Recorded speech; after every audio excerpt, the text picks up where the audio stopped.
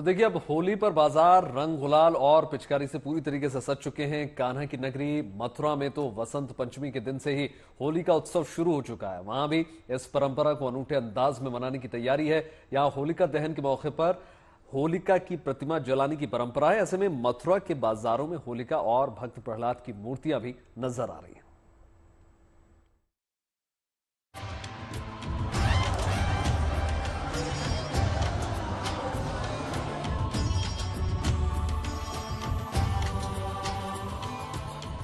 कान्हा की नगरी में होली की अनूठी छटा है। जिधर देखिए रंग ही रंग है। कहीं फागुन की मस्ती का रंग तो कहीं श्री कृष्ण के प्रेम का रंग सबके सिर चढ़कर बोल रहा है। यूं तो ब्रज की होली सबसे अनूठी है, क्योंकि ब्रजमंडल की होली राधा रानी और श्री कृष्ण के प्रेम की कई कहानियां समेटे हुए है और फागुन आते ही ये कहानियां जीवंत हो उठती हैं और 40 दिनों तक ब्रज की गलियों में ये कहानियां अलग अलग रंगों में बिखरती रहती हैं। लेकिन होली से जुड़ी एक कहानी होलिका और भक्त प्रहलाद की भी है, जिसे होली से एक दिन पहले होलिका दहन के रूप में पूरे देश में मनाया जाता है। ऐसे में मथुरा में भी होलिका दहन की खास तैयारी है। खास बात यह है कि मथुरा में होलिका दहन प्रतीक रूप में नहीं, बल्कि होलिका की मूर्ति का दहन किया जाता है। लिहाजा यहाँ के बाजारों में रंग और गुलाल के साथ साथ होलिका और प्रहलाद की मूर्तियां भी बिक रही हैं। जो मथुरा में होली सजाई जाएंगी, उनकी तैयारी यहाँ पर पूरी है। ये होलिका जी हैं जो जाएंगी, जितने भी चौक चौराहे हैं उन पर जो होली सजाई जाएंगी, उनके लिए ये होलिका जी हैं।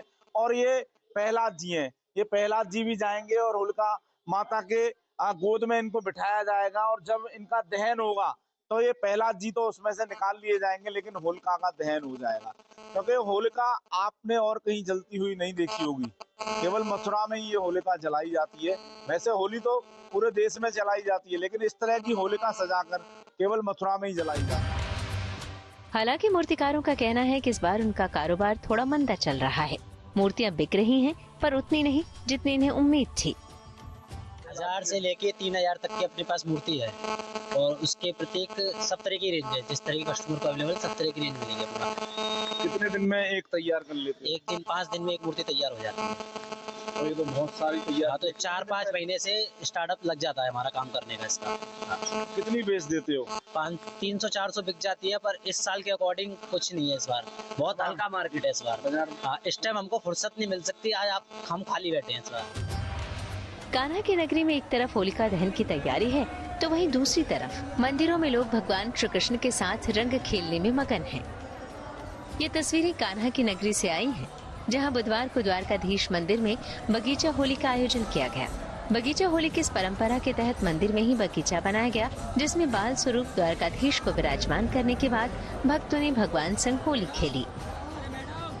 इस मौके पर द्वारकाधीश मंदिर में पिचकारी से बरसते रंग और हवा में उठते गुलाल के बीच भक्तों का उत्साह और उमंग देखते ही बना।